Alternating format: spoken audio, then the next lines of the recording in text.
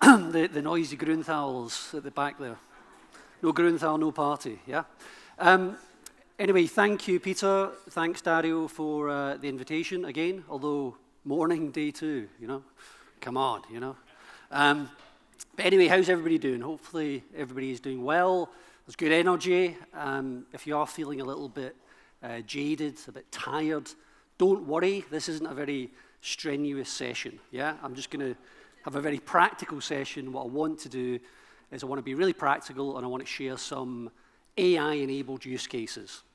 I'm going to talk for about 15 minutes, then I'm going to show a demo, a proof of concept agent that we're going to launch fairly soon at the end, and I'm also going to pause for questions, yeah? So as I'm going through, please do note any questions that you have. But by way of intro, I'm Nick Lagan. I'm the head of Omnichannel Operations at Grünenthal. I've been there for about 5.5 years, so with my team, we've kind of lived through our digital transformation. It's been an interesting period of time, and specifically what I'm going to talk about is why I think AI-enabled omnichannel is a natural next stage of our evolution, and as I mentioned, I'm going to talk through some use cases. But just by way of context, as we all know, blah, blah, blah, we've been on a journey, yeah, we know all that stuff. It's kind of interesting, though, at the moment, because there's a couple of decisions to be made, one of which is CRM, which we've just heard about. The other one is, you know, do we start talking about Omnichannel and change our titles and stuff like that, or do we persevere? And I know they're going to talk about Omnichannel later on this morning. But I'm a bit skeptical about that, because it feels as if the reason that we're talking about Omnichannel is that Omnichannel is just too difficult and we can't make it work. But, you know, I'm a skeptic. But that said, we know Omnichannel is difficult, yeah? There's lots of foundational elements to making it work. Grünenthal are a company of about 4,500 employees. So we're a small to medium-sized company. Getting everybody on the same platforms, common processes, all of that stuff, it's hard in a small company. I can only imagine how difficult it is in big pharma. But you know what? AI can help address a lot of these foundational challenges in terms of content generation, tagging, getting insights, etc. And we've got some brilliant vendors next door that can sell us some brilliant solutions, you know? So it can enable us addressing those. But I'm not going to talk about that. What I'm going to talk about is practical ways that we can maximize the impact of our most commonly used channels. Yeah, so a couple of channels that we focus a lot on, obviously, is emails, mass emails, and websites. Now, Grünenthal, we're a pain company, but pain is a really sort of diffuse area. Yeah, it's a massive area. There's lots of different physicians that treat different types of pain and pain-associated conditions. It's a bit like saying, you know, a bit like Africa, you know. People that say they've been to Africa, you know, so what? It's a big place, yeah? So therefore, when we try and engage customers in pain, we need to do it in an intelligent way.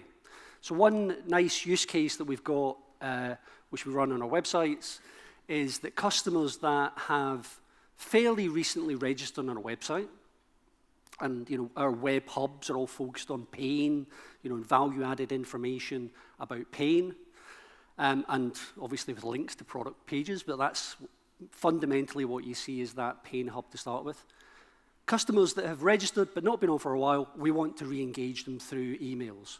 And the way that we do that is that we profile customers using AI capabilities inherent in our platforms. We email them some specific information that we think will be relevant for them. So this example is for trauma physicians. Trauma physicians have very clear needs. The content that's on our websites that we know trauma physicians are engaging with, we include that in our dynamic emails. Then when they click on that email, clearly they go to the website. But if there's a specific article that they click on, then we follow up with some further information, you know, a training course or something different. And then when we refresh those articles, we'll email them again so that we're keeping them engaged, we're providing that updated content, and again, you know, we follow that up with, you know, further information in the next communication. And guess what? It works. This isn't the actual customer, we've changed the name, but this is a real customer that we could track who hadn't been on our website for a period of time. We had successfully re-engaged, and a few days after that, they themselves had then gone back onto the website to find some information. And similarly, we know if we personalize, when people visit the website themselves, they're not prompted to do it, they visit the website themselves. If we intelligently display information that's relevant for them, then the engagement is far, far higher. So if they're a customer that treats osteoarthritis, we present to them information that's going to be relevant for them, and they engage to a far greater degree. Clearly, you can only do all of this stuff if you've got the right data architecture, you've got the right consent, but the point is, if you do, then, and you can track customers, authenticate them, there's loads of different ways to re-engage them, yeah? You attended a webinar, brilliant. How did it go? You looked at that video, but you didn't complete it. Yeah, maybe you want to revisit that and stay to the end. You're interested in diagnostic tools. Here's some information that might be relevant for you. So it's using AI and the intelligent bit of it to think about when the right time to re-engage customers is. And what we can also do, and I love this use case, we run this in Spain, we take the opportunity to nudge customers from unbranded content to branded content in a smart way, yeah? Because our huge investment in our web estate and our web hub is lots of value-added information about all different types of pain. But clearly there's links to product pages there as well. And if we can, it's great to nudge them in that direction. And the way we do that, again, we use AI to apply an engagement score to customers. So maybe it's a pain customer who is really interested in neck pain, that's the thing, or lower back pain. We can review and see the fact that they're engaging a lot on that topic, and then, if they are, prompt them by sending them some information related to a product that addresses that need, yeah? So you can nudge them there, but obviously you need to do it in a really sympathetic, clever way, so you get the balance of that right. But again, we've changed the name, but we know it works. This was a real doctor who had a really high engagement score, was looking at a lot of information on a specific pain type, and we nudged them towards the product page, and they visited it for the first time, and then had repeat visits to that product page. So, a nice way, I think, to nudge customers from unbranded to branded content. But obviously we're in the age of agentic AI and all that good stuff, and we can put that to really good use with our sales teams. So with our key account managers, like a lot of you, they spend a lot of time putting together their key account management plans, but they very rarely revisit those plans for insights ahead of the call. So what we can do is we can put together an AI assistant so that at a click of a button, we can summarize the account plans for them, pre-call, summarize key insights for them, and some next best action recommendations and topics to discuss, and encourage them to view that pre-call. What we can also do is just get them to survey how impactful that summary was during the call. And that's a really nice way just to signal to senior management that we're doing this stuff to improve pre-call planning and in-call effectiveness, and we can measure it and give you a number. Yeah? Of course, you can only do that by having all the right systems that work and MarTech setup, which is foundational. But if you do, then you can start playing. Yeah? You can start putting together AI agents. And I loved the presentation yesterday with AI assistants, speaking to AI assistants, although slightly scary. But that's the age we're at. That's where we're at. And obviously when we set up an AI agent, and they're fairly easy to set up with our core information, you can host them on websites, CLM, etc. And a bit like the campaigns I've shared before, once the campaigns I've shared before are set up, these are always on campaigns that we keep running to re-engage at the right period of time. And the same is true with AI agents, of course. There's a bit of setup cost, but once you've done that, they're live, and you can track how impactful they are in terms of what sort of questions they're answering, what are they stimulating? Are they stimulating requests to medical information, to our sales teams, etc.? So you can really closely measure what impact these agents are having within the organization.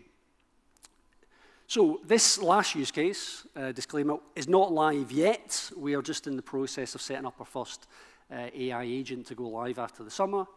But what I did want to have today was a little demo proof of concept to give you an idea of what it'll look like. So if you get your phone out now, my presentation is done. You'll be good to know. Presentation is done. What I wanted to do in the last few minutes was just give you a chance to play with this proof of concept demo. Yeah? So it's on a fictional product called Vitamina C liposomal.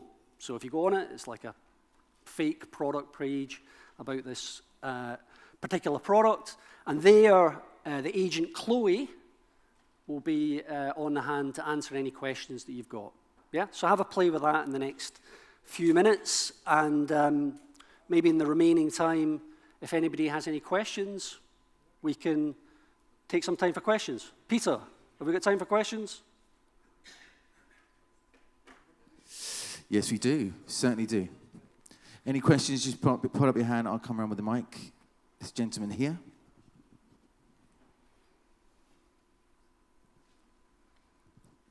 Thanks for that presentation. I just have a quick question about the channel, because we talk about omnichannel, but what I'm seeing here, maybe I got it wrong, but I only see own channels. What about third party?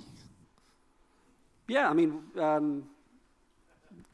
absolutely. I mean, some of our countries use third parties. They still have a role to play.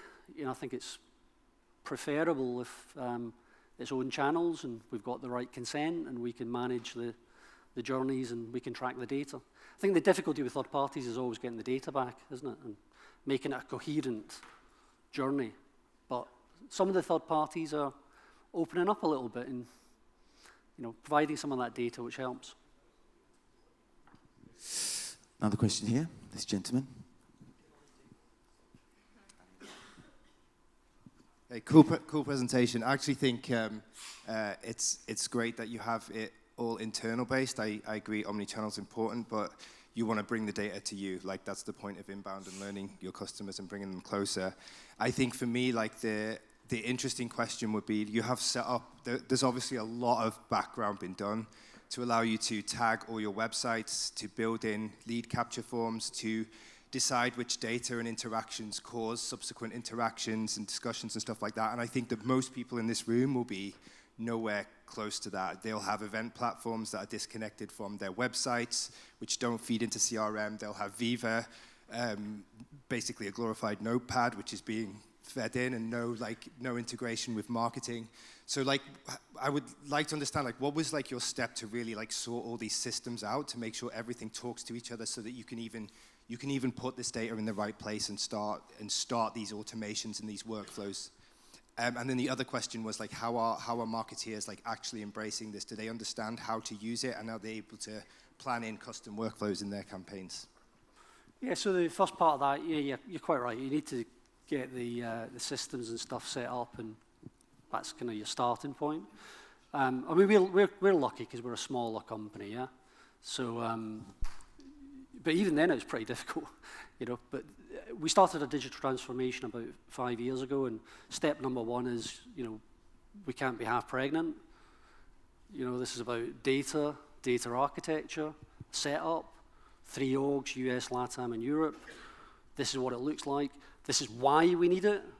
Sort of explaining the why up front, but making it mandatory. You have to use these platforms or we won't support you, and aligning with IT on that principle. And then that kind of, we did it as part of a digital transformation, and there was other elements to it as well. So people were we're fairly happy with that. But it's still an ongoing process. There's still a few rogue websites which we're transitioning and stuff like that. But the marketing guys, and I know Graham's talking about the death of marketing next, but our marketing guys, certainly in the countries, love it. You know, they see the value of it. And you know, we included them when we did our digital transformation. I think some of our global marketing guys are still kind of not sure where they sit, you know, if I'm honest. But certainly the local marketing guys absolutely love it. Kudos to your team for the early adoption and moving this forward. A couple of questions on the roadmap. Like, so we see like a lot of use cases doesn't necessarily make an AI strategy. What is the roadmap from taking these into systemization? Yeah, so kind of, I mean, in terms of our AI strategy, you know, we've got sort of an emerging AI strategy, I would say, but you know, it's about efficiency gains and anything that helps address those foundational challenges and provides more efficiency or improves customer experience. And what we tend to do is, you know, we'll pilot quickly, and then we'll look to scale. So that proof of concept that you've got, we'll do a pilot in a market, but we'll also have a view of what the total cost of ownership will be after the pilot, so that if it does meet its KPIs, we can scale very quickly. Hi, Nick. Yeah. Thank you for the presentation. So yesterday, we talked a lot about cross-functional teams and how we get them work together. And today you showed us a practical example on how to orchestrate digital channels. So my question was how this is valued from the field force, and how do they leverage on the insights that are coming from the journey that you are orchestrating? What's your experience on that? Yeah, so I mean, we've like next best actions and, you know, Viva Insights and Viva Suggestions are something that we've, you know, been setting up over the last sort of year or two, and that's where, you know, a lot of the sales teams have started to see value in some of the stuff that we do and what it means for them.